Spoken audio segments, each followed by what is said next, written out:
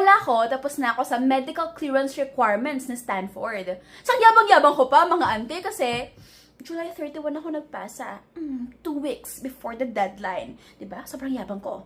Pag exit ko ng portal, kaboom! May perform sila! At tayo ay dahil maganda at sexy Pilipina, nakatira sa Pilipinas, tayo po ay required mag-take ng TB test dahil high risk ang bansa natin. Yung problema ko dito, yung TB test na nare-require ni Stanford ay hindi available sa clinic sa Albay or even sa Naga City. Kailangan ko po ipadala yung blood sample ko sa Maynila even if dito ako sa probinsya mag-take ng exam. So for this episode, tayo po ay on a 24-hour mission.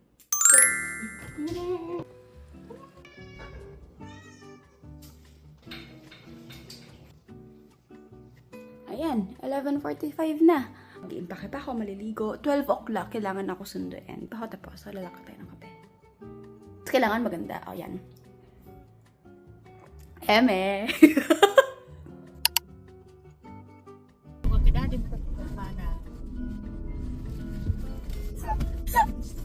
Libre na yung tanga. Mahal siya ng tanga eh. Oh, nagmahal. Nagmahal kasi. Na-inlove si Mami. Oo, nang na-inlove. Sabi ba, love is blind. Okay, real talk.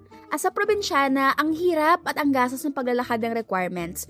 From biometrics to visa interview to lab test, lahat yan physical appearance. Think oras, pamasahe, tirahan. For this one, laking pasalamat ko covered ng HMO namin sa WeSolve so hindi ko kailangan magbabay sa 5K. Tapos yung lipad ko ay reward points ng PAL kasi iyak na lang. Pwede naman po digital yung result, Yes, no? ma'am. Next one naman kami Sige sa po, inyo. galing po kasi akong Albay. Ayun, layo. Taga Bicol po ako. Ay! Ang OA!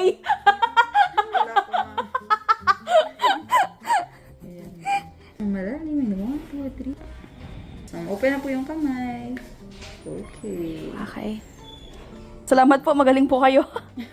Sa ROI yung pag medtech. Mabaganda habang in-extra ka ng dugo. Bakit di ko pinadala na lang dugo ko?